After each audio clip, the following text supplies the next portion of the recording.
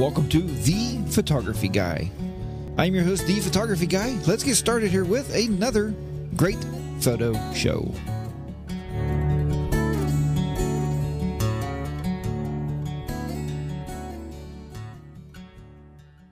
Hey, welcome back everybody once again to The Photography Guy. This is episode number 57 for Sunday, June the 15th, 2014. I'm your host, Jack, and let me first say for all the fathers out there, have a happy Father's Day. And if you're anything like me today, you're going to be getting that camera out. You're going to be taking some great photographs of you and the kids, and possibly maybe even get your wife in there also and get a couple family portraits. Hey, thanks for joining me here this morning to learn more about your camera and making great photographs. Please check out my website at thephotographyguy.net, where you can comment on these shows. And if you're listening to the audio podcast, please check out my YouTube video, and you can find it at 42, that's the number 4, the number 2, Technoman. Please visit my new learning site where you can learn about great Photoshop elements. 12 right now is up on there, and you can learn how to do great edits and everything. And check that out at jtclearning.com. That's jtclearning.com, where you can find hours of photography training. Also, if you're not a member of our Facebook group, please jump over there and join. That Facebook group is Jack's Tech Corner. I wanted to start out first this Sunday just by saying a special thanks and special shout out to my friend Brian Woods. Now, if you're not following our Facebook group, you wouldn't realize, but Brian Woods actually made the trip. He took the journey to make it to the Pittsburgh Regent. The other day, we actually had a photo walk, a photo shoot on Wednesday. It was a very, very exciting day. It was great to finally meet one of you folks out there that, watch this show. You come here on Sunday mornings and you visit, and we get to chat a little bit in the chat rooms. And it was really nice to actually get to meet face to face. I get the camera out, share some tips and tricks with each other, and I took him on a great photo walk to a local park here. We got beautiful pictures of lakes, canoes. Then we went to a small little waterfall here, pretty close to the house, and not really your traditional waterfall, but it's a little cove place. It's very tranquil, and Brian said he really liked it because it just felt prehistoric. Is kind of what the word he used, and I thought that is really cool. I never thought of it that way, but I guess he's right. Where we were, it was very almost like a cave-like setting. So, very cool day. If anybody is ever in the Pittsburgh region and you want to look me up, by all means, do what Brian did there. Send me an email and just say, hey, Jack, if you have time, we'll adjust some times around there, and we'll go out and do a photo shoot. We have some great hotels nearby you can stay, so there's a lot of accommodations around here, and hopefully you would offer the same thing to me if I come to your neck of the woods in your part of the world, to say, hey, Jack, come over, I'll take you out and show you some exciting places and get our cameras out there shooting. So, what else did I want to talk about today? Oh, yeah.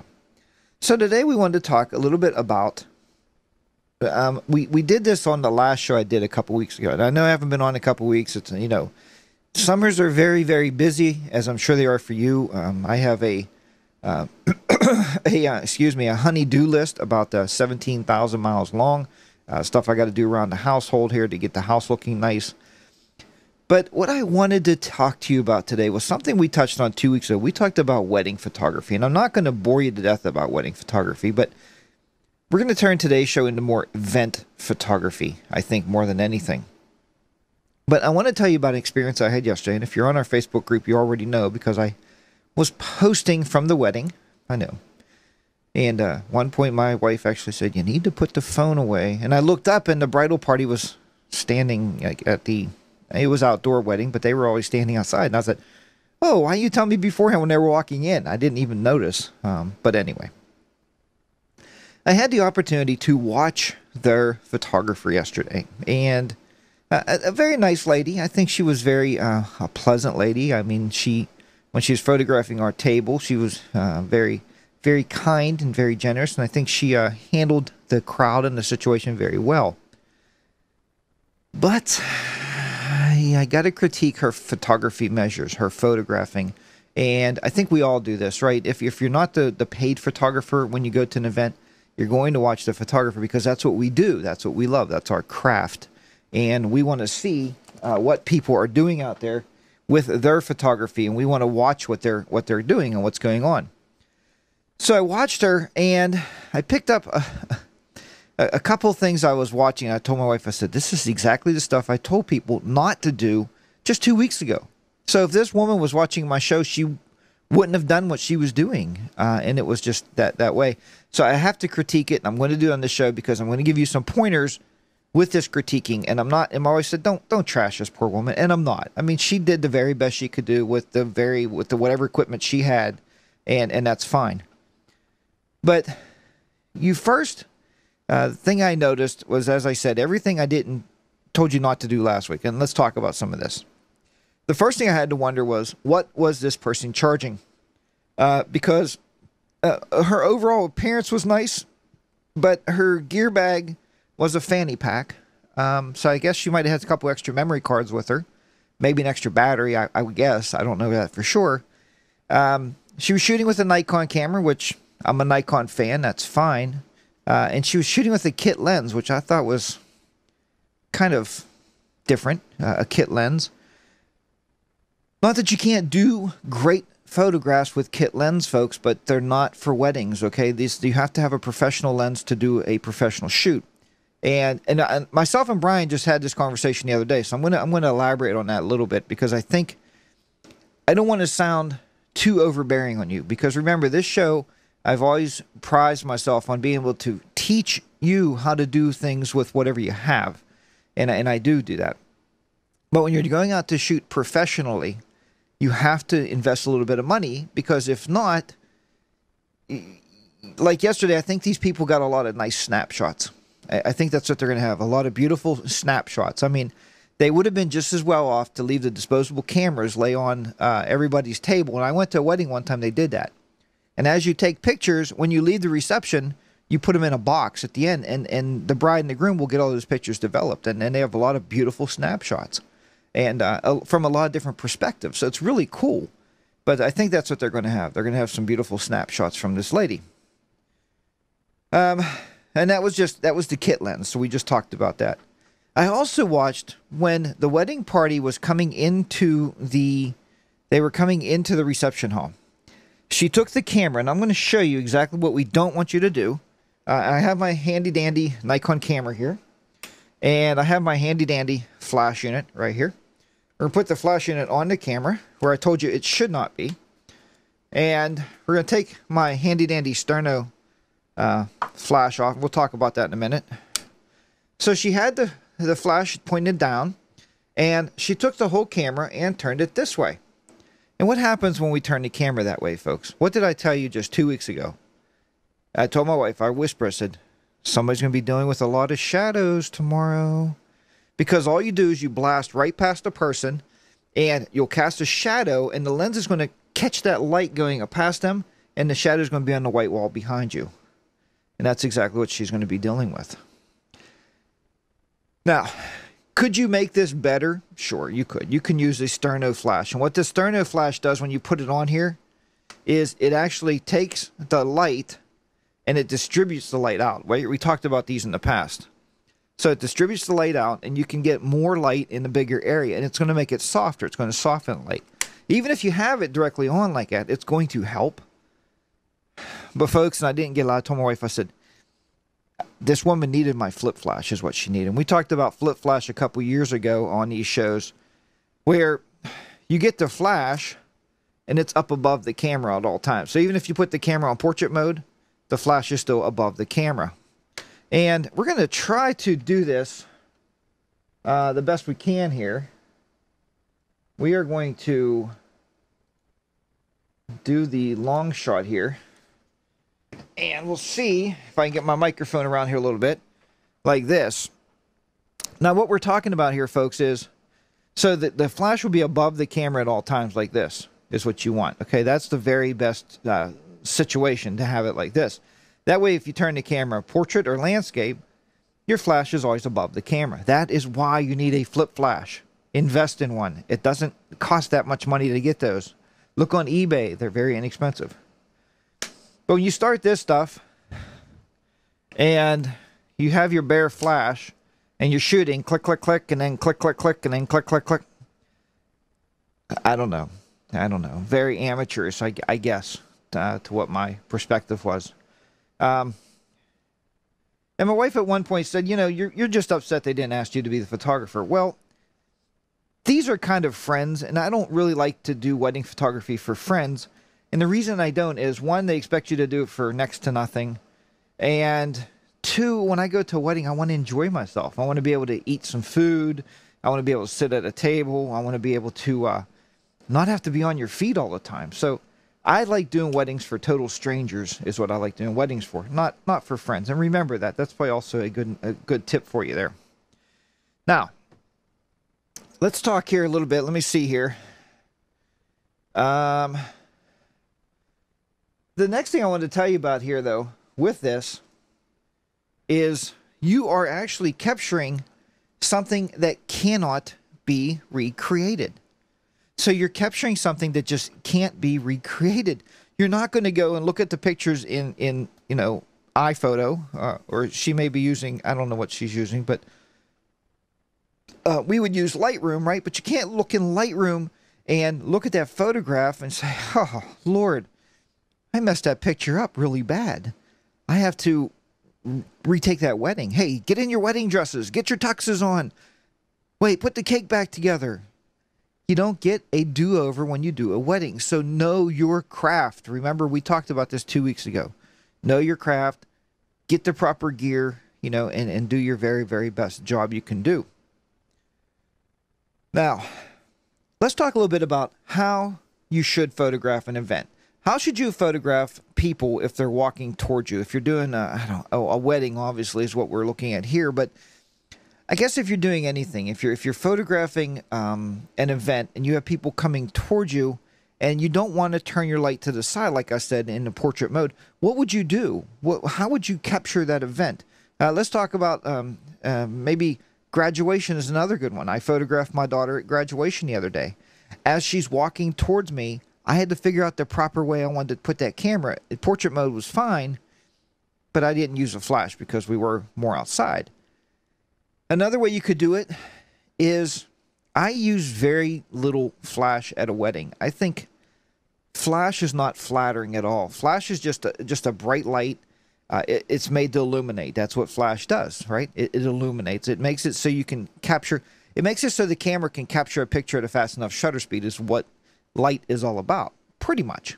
Now, you can do great things with flash. Don't get me wrong. I've done it. But when you're photographing weddings, you're much better off to get that camera, jack the ISO setting up.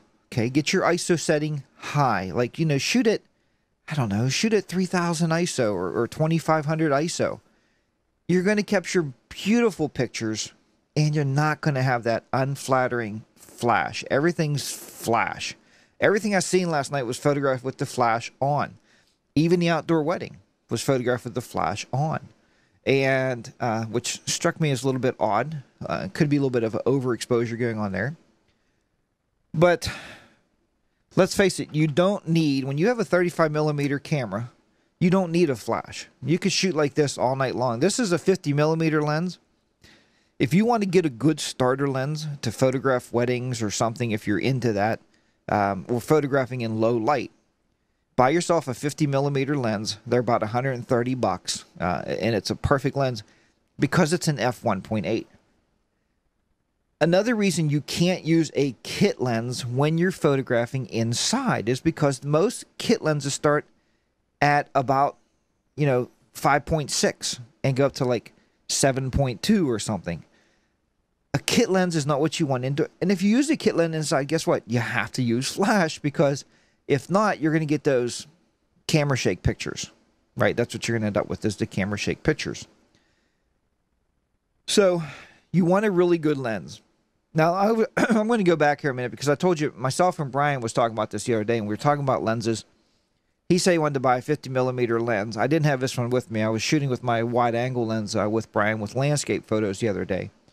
And I let him look through it, and he was shooting an 18 millimeter lens, and my wide angle starts at 17. He said even that 1 millimeter made a huge difference, is what he was saying. So we got to talking about lenses, and he said, well, what do you feel about lenses? What do you feel about Nikon lenses? Or he shoots Canon. What do you feel about Canon lenses?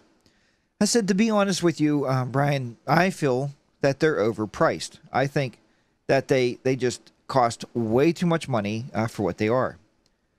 Now, I shoot, let me see if I have it here, and I do. I shoot, as many of you know, I shoot Sigma lenses. This is my Sigma. This is my 24 by 70 Sigma lens, and it is a full frame lens. You can see here, I'll turn it around. It is a Sigma lens. So for my YouTube audience out there, for my live viewers, you can see that this is a Sigma lens. Why is the Sigma different? Is it, and Brian says, is it better? Is it worse? Is it a cheap lens? Is it garbage? And I said, well, no. Let me tell you what. Sigma is a corporation, and all of our lenses come from the same place, folks. They do. They do. They all come from, we know, they all come from China, right? That's who makes lenses. That's just the way life is.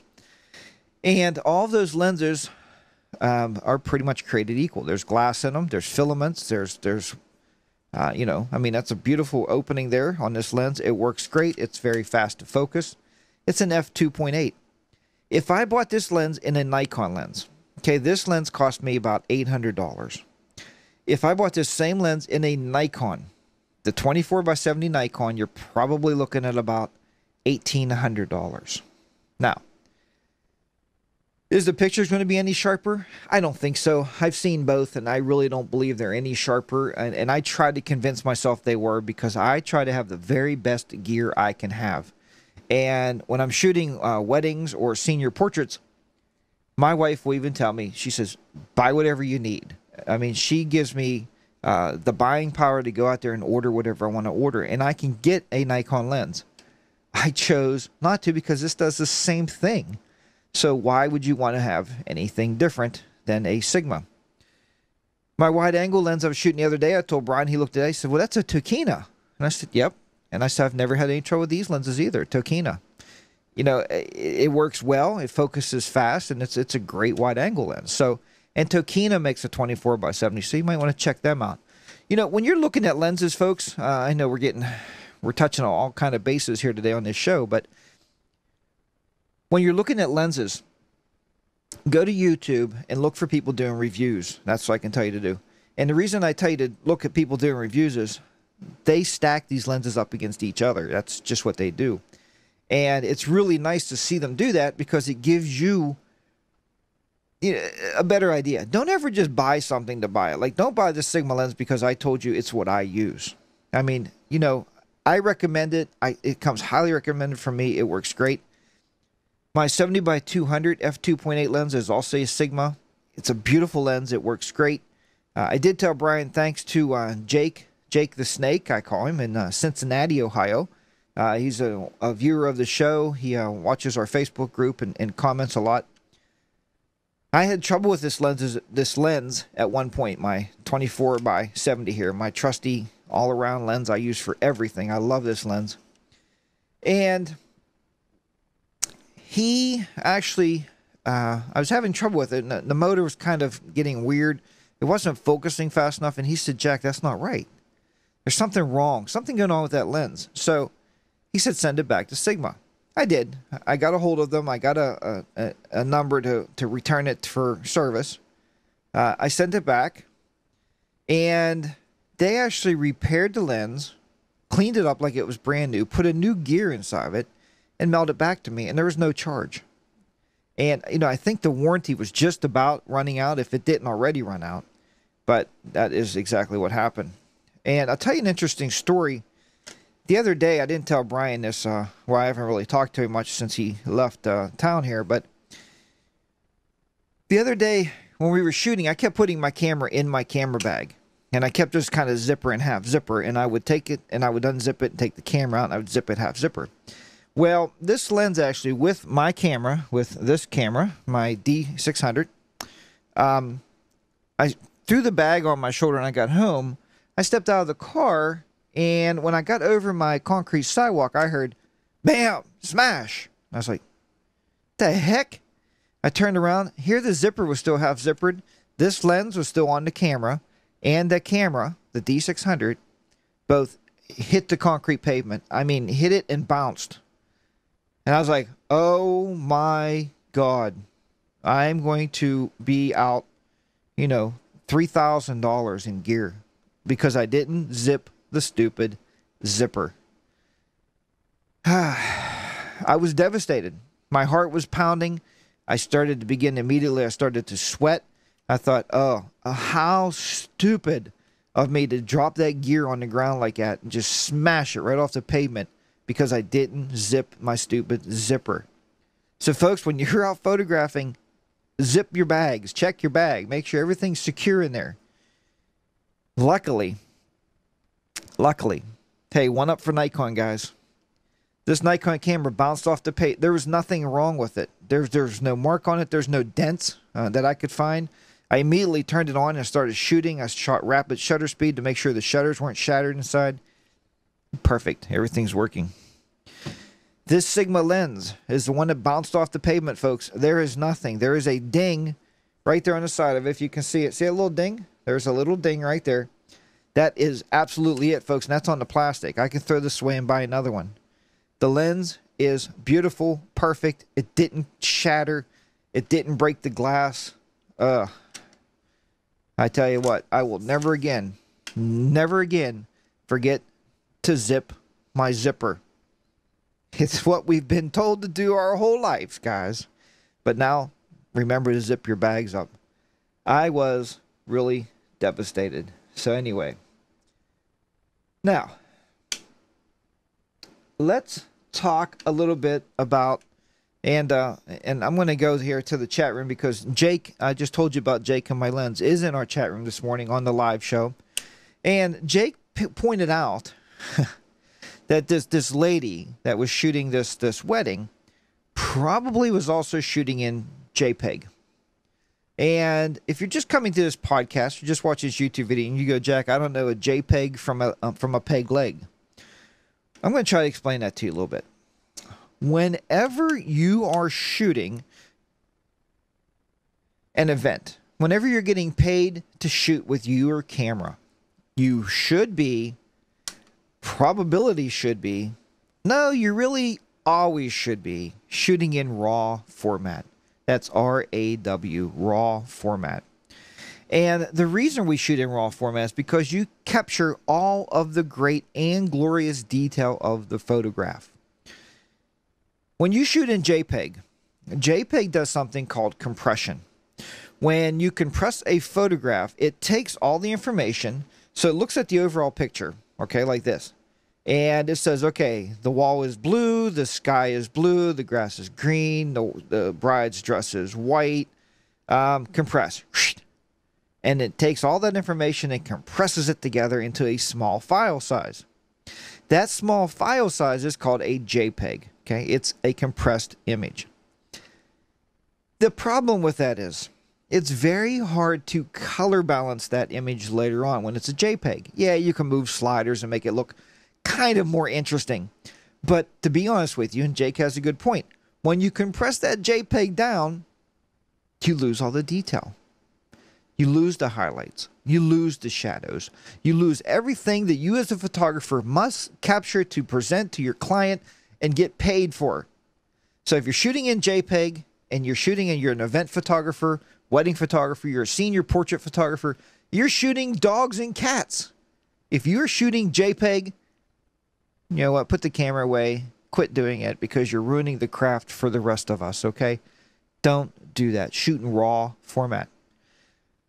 Now, with that said, on that soapbox, we're going to step off that soapbox.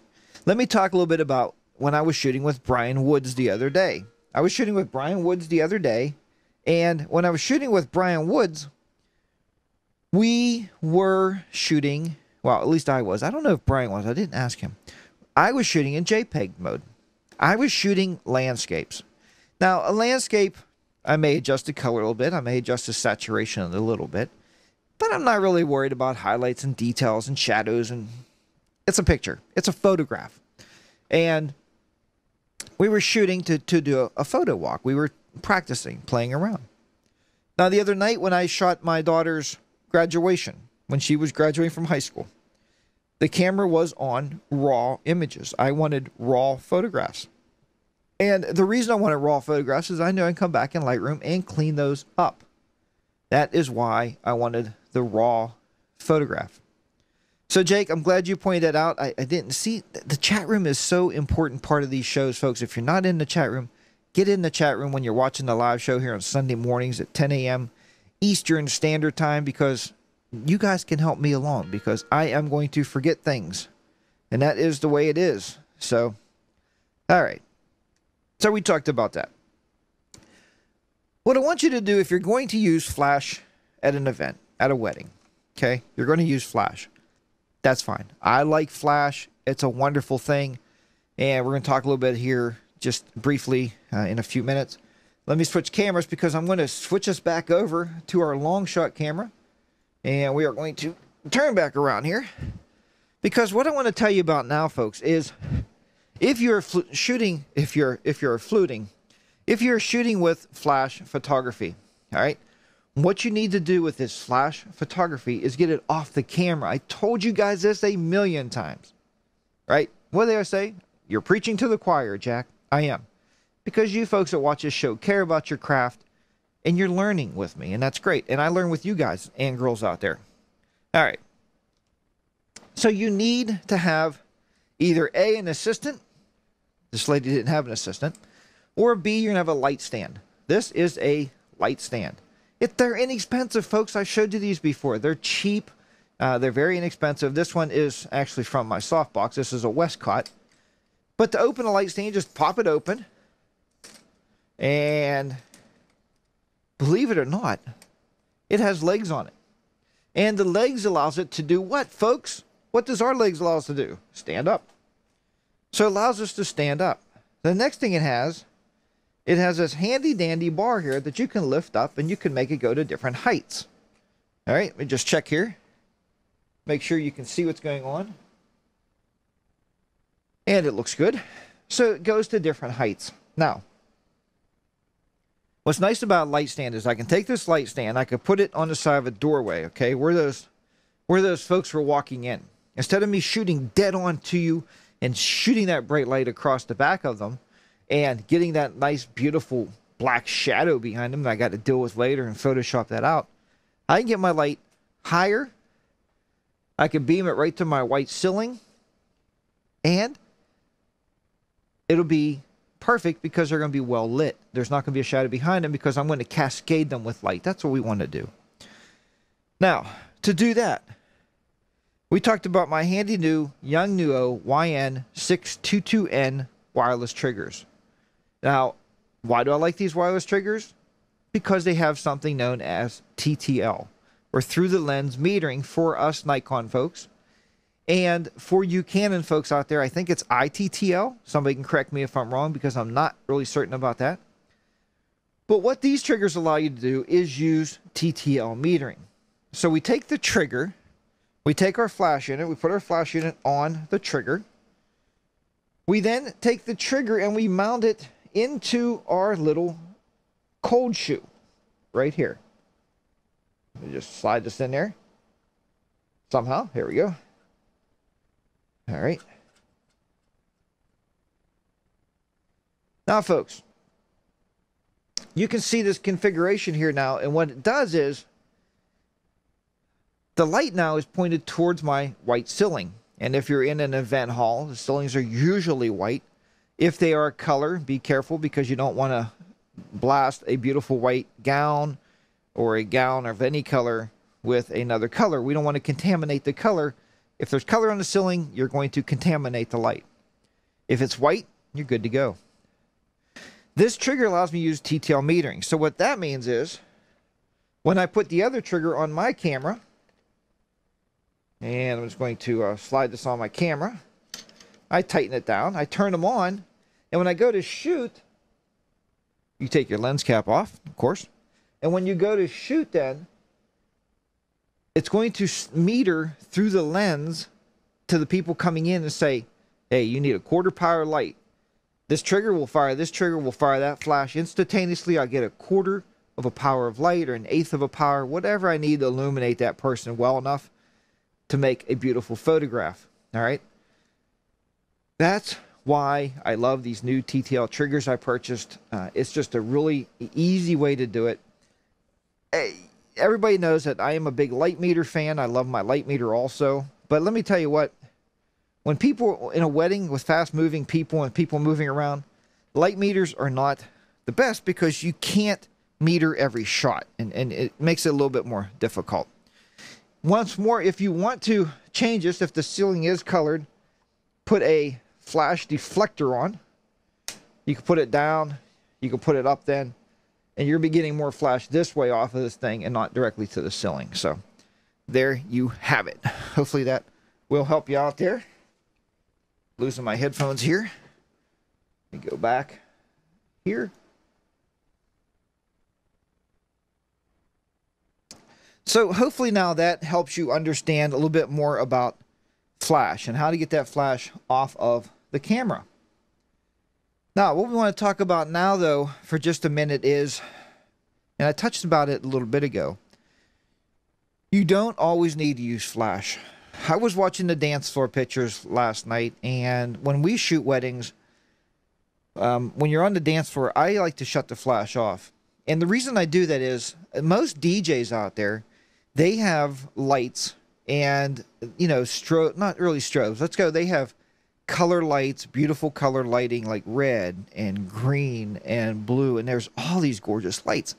And all I seen was this silly flash going off. And I told my wife, I said, look, hon, wouldn't it be beautiful if that dress sometimes was red? Sometimes, because then you're catching the mood of the dance floor. What the bride and the groom's first dance, turn the flash off, turn your ISO up a little bit, adjust your ISO, and adjust your shutter speed for the ambient light, and then capture that light because it is a wonderful way, and you're going to share those memories with somebody. If you want to deliver 5, 6, 7, 800 snapshots to somebody and say, here, and I can envision this, and I looked for this lady's website this morning. She doesn't have one. As far as I can see, I can't find anything. But I can envision this is what's going to happen. This is the conversation.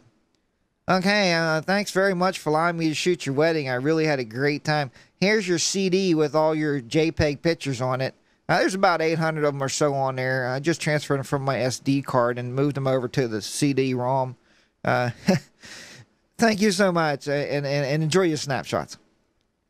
That would be that conversation. It's not going to be my conversation. What I have is, you know, I sit with the client, let's go to SmugMug. I said, hey, do you want an 11 by 14? Do you want a 20 by 30 picture? Do you want a metal picture? Do you want a wraparound canvas? That's the conversation I have with my clients, folks, because it is our craft. It is what we do. And a lot of you know, many of you know, listening to this podcast, watching my YouTube videos, I don't do this for any money. When I do these shows, I'm not in it to win it for money. I do these shows because I like to share my craft with you. I like to share it, teach you about photography, and say, hey, if I can help you take a better picture, then you know what? Let's take a better picture together. I think that is what we need to do. Outside of, I know everybody's going to say, and I'll get a bunch of emails play tomorrow, says, look, Jack, when you sell DVDs and you do all this, well, yeah, I do. But, you know, that's part of my craft. I like to teach people also. I've been teaching photography for a lot of years, but the actual podcasts and stuff don't cost you anything. It don't cost you a nickel to watch the YouTube video recap of this show. It don't cost you anything to come here and watch me live stream it in the mornings on Sunday. So I do it to maybe help each other out. Okay, folks, I want to thank you very much for joining me here this morning for this show and tuning in. If you are downloading this from iTunes, please watch and subscribe to my videos on YouTube. You can find those at 42, the number 4, the number 2, Technoman. And as I said earlier, I still have DVDs available on Photoshop Elements. You can check those out at jackstechcorner.com. And don't forget the new online learning center. That is where a lot of this stuff is going to be showing up, folks. I am putting a lot of effort into creating great photograph learning site there, so you can learn more about photographs. And we're either going to, I think we're also going to add some other content in there, and I'll be discussing that later on. But that's at jtclearning.com. Today you can sign up for Photoshop Elements 12. Just click on the top of the page where it says courses and then photography. And if you use the coupon code JTC5, the number 5, at checkout, you'll receive $5 off. Once again, that's jtclearning.com. All right, folks, I want to thank you very much for watching this show, and downloading it. And if you stick around there, we'll be doing a post-show wrap-up, and we can talk a little bit more in the chat room if you're available online. So until next week, take care, and I'll see everybody then. Keep those shutters clicking, keep your editors editing, and I'll talk to you soon. Bye for now. Thanks for tuning in to The Photography Guy. I am a photography guy, and I'll be here once again next time for more photography tips and tricks. If you're not subscribed, please subscribe to the show and enjoy the music.